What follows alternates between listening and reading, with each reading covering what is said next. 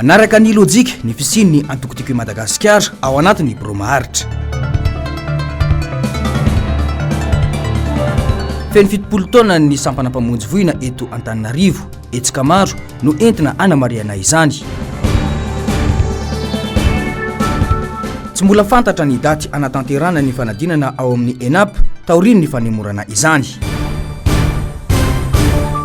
Manantitra ny araba ambampiararintsô anareo topokilasy tongovavy ary manasa ihany koa anaraka ny fampalalam-baovao eto amin'ny fahitalavitra MBS. Ny raharaha eny amin'ny ateny merapirenena avy hatrany dia manaraka ny lojika aloha hatramin'izao ny fandraisan'ny eo anivon'ny atoko-panohatra ny tiako Madagasikara zany ny toerany eo amin'ireo toerana izay avoafaritra ny lalàna ho azy. Anisan'izany ohatra ny eo anivon'ny bromaharitra ny ateny merapirenena, anjaran'ny tiako Madagasikara, ny sahana ny andraikitry ny kestora fahatelo. Eo ihany koa ny fitariana any amin'ny vomiera izany izay tokony ho farafahakeliny misy toerana anankiray ho an'ny tiako Madagasikara. Ndeha rahantsika ny tsara ho fantatra momba an'io. Vaovao tanteriny Edena Elia, sary ny Tahiry ny aina. Araka ny efa fantatra ny 17 Jolay 2024 dia ny solombavam-bahoaka TIM Mamirabenirina nahazo ny toerany kestora fahatelo ao anatin'ny bromaharitra ny anteny merapirenena. Manaraka tsara ny lojika mahampanoatra azy ireo izany, hoy ny fanehoan-keviny. Nandray andraikitra eo anivon'ny bromaharitra ny antoko TIM, tsy hoe miady toerana ho amina andraikitra anankiray ninninina zany fotsiny, fa mandray ny andraikitra tandrify azy. Raha tsika malala hoe ny antoko TIM mipetraka amin'ny toeran'ny mpanohitra, kanefa koa na izany na tsy zany aza, manana ny isan'ny solombavam-bahoaka ny ao anatin'ny anteny merapirenena, izay tsy maintsy tokony ho hitantaratra ao anivon'ny firafitry ny bromaharitra araka voalazan'ny fitsipika anatin'ny feny anteny merapirenena, dia niraisina ilay toeran'ny kestora fahatelo izay misahana indrindra ny fampanajana ny fanjakana tsara tantana, ny fangararana sy ny etika. Izay hoy tamin'ny voalohany hoe manaraka lojika ilay zavatra, andraikitra tokony ho sahan'ny mpanohitra raha alefa lalina ny fandalinana zany, satria dikan'ilay mpanohitra tsy sandatry hoe mpanakan-dalana fa mpametraka mifefy, tsy tokony hoarana ny fanatanterahana ny asa. Mikasika ny fifidianana izay ho filoham-bahomiera kosa dia nambarany ity solombavam-bahoaka ity hatrany fa voarakitra ao anatin'ny lalàna mifehy androm-panjakana ny tokony hananany mpanohitra toerana iray farafahakeliny hitarika ny vahomiera. Fantatsika fa ny lalàna dia mametraka koa hoe farafahakeliny mitarika vahomiera anankiray ny antoko-panohitra. Mazava ho azy, valiny dia eny handray anjara amin'ny fakana toerana hitarika ny komision ny vahomiera maharitra eto anivon'ny anteny merapirenena ny antoko TIM, ny isany mbola tsy afaka mamaritra hoe firy no ezahana ametrahana kandida, fa ho hitantsika eo amin'ny rapitso. Marihana fa miankina amin'ny isan'ny ministera ny isan'ny vahomiera ny anivon'ny anteny merapirenena araka ny lalàna. Raha toa ka 23 ny isan'ny ministera tamin'ny governemanta solonandrasana Mahafaly Olivier dia ny hena 20 kosa izany tamin'ny ity fitondrana ity. Ho fantatra raha pitso mandritra ny fandrafetana ity vahomiera ity kosa izay mety ho fiovana misy. Tamin'ity androany ity no nametra-pialana ny governemanta Tsay Christian. Mandra-pitsangany ny governemanta vaovao dia mbola misahana aloha ny fampandehanan-draharaha ankapobeny ny raharam-pirenena ny governemanta Tsay Christian. Fa tamin'ity androany ity ihany koa no vita ny famindram-pahefana teo amin'ny filohan'ny anteny merapirenena teo aloha Jean-Marc Rakotomamonjy sy ny filohan'ny anteny merapirenena vaovao Ramatoa Christine Razanamahasoa. Fa raha hiatrika ny fifidianana manaraka, izany hoe ny fifidianana ben'ny tanàna sy ny mpanolo-tsaina dia nilaza mazava ny teo anivon'ny hetsiky ny olo-pirenena fa mila mazava tsara ny fitsipy-dalao hiatrehana ny fifidianana satria maro loatra ny fandikan-dalàna tamin'ny fifidianana filoham-pirenena sy ny fifidianana solombavam-bahoaka. Tamin'ity androany ity dia naterin'izy ireo ny fehi-kevitra misa 7 naterina dia nivon'ny androm-panjakana sy ny fahefana maefa teto amin'ny firenena. Dia ho arahantsika avy hatrany ny momban'izay vaovao tanterin'ny Edena Elia sarin'ny Tahiry ny aina. Tokony ho valian'ireo tompon'andraikitra maefa indrindra fa ireo androm-panjakana mpanao lalàna ny fangatahany hetsiky ny olom-pirenena anatsarana ny lalam-pifidianana izay vao miroso amin'ny fifidianana ben'ny tanàna isika. Mahamenatra loatra ny fikarakarana ny fifidianana ny fandimby farany teo ka tokony ho ahitsy. Mifototra indrindra amin'ny endrika fanatsarana sy ny fanarenana an'izay rehetrarehetra fikirakirana ny fifidianana izay niarantsika nalala fa betsaka ny osoka betsaka tsy fahatomombanana nandritra n'izay fikirakarana sy ny fanomanana ny fifidianana izay mba hiatrehana an'izay fifidianana rehetrarehetra mbola ho avy sy ho tanterahana eto amin'ny firenena. Tsy tokony ho hisy fifidianana andeha mialohan'izay fanatanterahana an'ilay fehi-kevitra hoentina hanatsarana ny fitantanana ny fifidianana fa tsy verenan'ireo lesika sy ny ataontsika hoe tsy fahatomombanana nandritran'ireny fifidianana izay nifanesy teto Madagasikara. Nosantarina teto amin'ny anteny Merandolona ny fanaterana ireo fehi-kevitra misy 7 navoaka n'ireto hetsika ny olom-pirenena ireto. Itoy any amin'ireo androm-panjakana samihafa eto amin'ny firenena izany hatramin'ireo maso ivova-indy araka ny nambaran'izy ireo hatrany. Ivadika vaovao hafa mihitsy isika ny fonja eto Madagasikara dia mbola voatsikajy ho anisan'ny ratsy indrindra manerana an'izao tontolo izao. Samy mitondra ny anjara birikiny amin'izay fanatsarana ny tontolon'ny fonja izay ny fikambanana maro samihafa ka anisan'izany ny fikambanana Yaly izay nampiofana voafonja hatrany amin'ny 20 tetsy amin'ny fonjana Tamora. Tamin'ity androany ity no nitolorana ny mari-pakasitrahana ireo voafonja nomena ny fampiofanana ireo.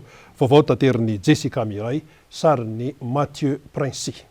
Tanora malagasy no mivondrona ao anatin'ilay programa Yaly na Young African Leaders Initiative ho fanomezam-boninahitra ny Nelson Mandela ary koa fanamariana ny andro maneran-tany ny Mandela Day dia nisy ny fampiofanana nataon'ireo tanora ao anatin'ny Yaly ny voafonja teny amin'ny fonjana Antanimora. 20 izy ireo no nisitraka izay fampiofanana izay ka 70 lehilahy ary 70 vehivavy. Lohahevitra nampiofanana ireo voafonja ny fahafahana manarina indray ny fiainana aoriany sazy. Teo ihany koa ny ahafahana mamerina indray ny fitokisana amin'ny tena na ny confiance en soi ary ny ahatongavana ho mpitarika na leader. Nampianarina nampiofanana makasika ny fahaiza-mitarika izy ireo nampianarina izy ireo koa ny resaka ahafahana matoky tena satria rehefa miala tapitra ny fotoana hijanonana zareo ity dia miverina anivon'ny fiarahamonina zareo dia mety atratran'izay fanilikilian'izay nefa hoe afaka mitarika daholo zany ny olona rehetrarehetra ao anatin'izay zavatra izay sahala natao Mandela hoe tany amin'ny toeran'ny famonjana no ny anaran'ny zavatra betsaka nahafahany niado an'ny fiarahamonina sy niado an'ny fanavakavam-bolo-koditra. Ny fanomezana fampiofanana toy izao no tena imaso ny association Yaly ary mbola maro ny tetika asa homanin'izy ireo. Et aujourd'hui, je suis vraiment fier et ravi d'être ici, car aujourd'hui représente, comme l'a dit mon collègue, l'anniversaire de Nelson Mandela. Et donc Nelson Mandela, vraiment l'inspiration derrière notre programme de Yaly qui a été mis en place depuis 2014. Un programme à travers lequel l'ambassade recrute très très assidieusement les leaders de chaque pays, notamment bien sûr Madagascar. Et c'est des leaders qui sont vraiment impliqués dans les affaires, tout ce qui est civisme éducatif, leadership en termes de matière d'administration ou même bien de business. Voilà. Donc c'est un recrutement qui est très très compétitif chaque année. Nous sélectionnons donc quelques leaders de ce beau pays pour les envoyer aux États-Unis pour recevoir une formation ou même aussi en Afrique du Sud, et puis après pour essayer de rehausser un peu leur valeur en matière de leadership, pour qu'ils puissent revenir à Madagascar ayant appris énormément de choses et pour essayer de les soutenir dans leurs activités professionnelles et associatives. Nanomboka ny 12 n'ity volana ity ny fampiofanana ka ny 19 ny volana Jolay no nanolorana ny mari-pakasitrahana ho an'ireo voafonja 20 nisitraka ny fampiofanana. Fa efa miresaka fonja ihany isika tsy izay rehetra dia hanatanteraka ny asan'ny mpandrarahan'ny fonjakoro dia afaka manao an'izany fa misy ny fanadinana Ny sekoly pirenena misahana an'izay fanaisana mpianatra misahana ny fandraraha-fonja izay na ny ENAP no misahana an'izany. Amin'izao fotoan'izao anefa dia tsy mbola fantatra mihitsy hoe rovina ny daty anatanterahana ny fanadinana. Tany amin'ny taona 2024 no toton'ny nototsaina ny fanadinana saingy na hemitra noho ny resaka kolikoly ankehitriny tsy mbola fantatra mihitsy ny momban'izay. Lorette Berton no mitatitra ny vaovao sary ny Tahiry Niaina. Nanomboka ny taona 1997 no namoaka mpianatra voalohany ny ENAP, sekoly pirenena mampiofana ny mpiasan'ny fandrarahana ny fonja. Sekoly tokana hany misy eto Madagasikara izy io, izay any Tetezambaritoamasina. Ny ENAP no mampiofana ireo rehetra afaka tamin'ny fanadinana fifaninanana ho an'ny fandraharahana ny fonja izay atao isan-taona manerana ny nosy. Tamin'ny volana Martsa tamin'ity taona 2022 ity no namoahana ny andiany farany izay niofana nanomboka ny taona 2022. Tsy mbola misy mpianatra kosa ao amin'ny ENAP amin'izao noho ny tsy mbola nisian'ny fanadinana tamin'ny taona 2022. Ny concours tamin'ny taona 2022 nisy farany. Dia concours tokony nandeha tamin'ny taona 2022 iny mbola nanato fa napakevitra anivon'ny ministera sy ny sekoly io hoentina natsara an'izay ataontsika hoe ady amin'ny kolikoly zay. Ny famolavolana ny fifaninana resana mpandrarahana fotsiny dia ny sekoly dia miandraikitra ny fikarakarana an'izay fotsiny fa ny ministera fohy be ny fandrarahana ny fonja be ny tena tompony andraikitra mahafantatra hoe firy ny tokony mpandrarahana fonja ho raisina. Ka raha mahakasika an'izay angamba ny any amin'ny fohy be ny tena mahafantatra an'izay fa izahay dia amin'ny lafin'ny fampiofanana no tena fataon'ny sekoly. Misy karazany telo ny mari-pahaizana takiana raha te hiofana ho mpandrarahana fonja. Ny BEPC ho an'ny hiditra ho agent pénitentiaire, ny baccalauréat ho an'ny inspecteur en administration pénitentiaire, ary ny BAC+2 ho an'ireo hiditra ho contrôleur d'agent pénitentiaire. Hatreto dia tsy mbola ampy ny isan'ny mpiasan'ny fandraharahana ny fonja manerana ny nosy. Tsy maharaka ny fenitra iraisam-pirenena akory izay mpiasa iray tokony isahana voafonja 8. Taorian'ny nanemorana ny daty saika anatanterahana ny fanadinana ara-panjakana idirana eny amin'ny ENAP dia tsy mbola misy aloha ny mpianatra ao amin'ny sekoly io hatreto mandra-piandry ny daty anaovana izany fanadinana izany. Ivadika vaovao hafa mihitsy isika manamarika ny fa-70 taona nisiny ny sampana mpamonjivona na ny pompier. Maro ny fandaram-potoana entina namariana an'izany fa ny miavaka aloha dia ny rahampitso izay anatanterahana ny fitaovam-pivavahana etsy amin'ny chapelle militaire etsy Apaibe. Dia ho arahantsika ny tsara ho fantatra momba n'izay fanamariana ny fa-70 taonan'ny pompier izay. Ifanakaiky kokoa sy ara-entana amin'ny vahoaka ny tanjona anatin'ity fa-70 taona ity. Ka noho izany dia mitsokajy anankitelo ngezabezany fahakalazana 70 taona. Ny voalohany amin'izay dia resaka lafiny kulturel izay rapitso zomany fahakalazana voalohany. Izany hoe misy vavaka iraisam-pinoana izay atao any amin'ny chapelle eny Apaibe rapitso amin'ny sivy. Iarahana iatsona an'ireo vondrona mpikirakira amin'ny fahasalamana, ny asa-pamonjena ary mikirakira ny uniforme nataontsika ny koro rehetrarehetra ao amin'ny vondrona izay iara-iasa amin'ny mpamonjy vony, izay miara-miasa ary mbola miara-miasa mpamonjy vony. Ao anatin'izay escale social izay koa misy ny fanomezana raha mamaim-poana izay ataon'ny vondrona mpamonjy vona eto Tsaralalàna.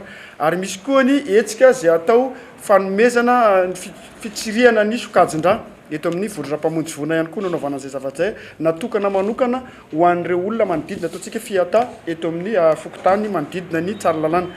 Ao anatin'izay koa dia misy ny hetsika sportif resaka lalao piralaina iarahana amin'ireo mpikirakira ny resaka fahasalamana sy ny uniforme. Anatin'izany dia misy ny tsena ngeza dia ngeza ny semi-marathon izay iarahana miala avy eny Sabotsinamena mandra-pahatonga aty amin'ny parvis Analakely. Ao anatin'io moa dia itsoina koa n'ireo fokotany andray anjara amin'io hetsika io satria ny fifanantonan'ny vahoaka sy ny vondrona mpamonjy vona ny tanjona mba hiara entana ho amin'ny fisohana ny loza sy ny fiatrehana ny loza na fanelefana ny loza. Ao anatin'izay dia misy an'ireo stand ho apetraka eny an-dalana eny anamarena kokoa izao ny tokony atao anatin'ny hetsika anankiray ahafahana manatsara ny asa eo anatin'ny fisorohana ny lanonana ohatran'ilay fisorohana ny loza. eo amin'ny fampandrosoana ny tanàna n'Antananarivo kosa zava-dehibe ny fahadiovana raha ho an'ny eto Andrenivohitra ary io dia efa toromarika omeny ny ben'ny tanàna ny Arivo Ramatoa Lalao Ravalomanana ombeny 700 taona ny fakon'Antananarivo isan'andro ary olona eo amin'ny 3 tapitrisa isan'andro no mifamoivoy eto. Zava-dehibe arak'izany ny fahadiovana ho an'ny boriboritany voalohany dia nisy ny fanatanterahana ny fanadiovana faobe ny ainga teo Ampasapito ny paka teny Andraisoro. Noro fitiavana no mitatitra ny vaovao sary ny Tahiry ny aina. Mitohy hatrany ny asa fanadiovana ny tanàna tanterahany commune Antananarivo Renivohitra. Nanatanteraka izany ny avy eo anivon'ny boriboritany fahadimy ny 17 Jolay teny Ampasapito ka hatrany Andraisoro.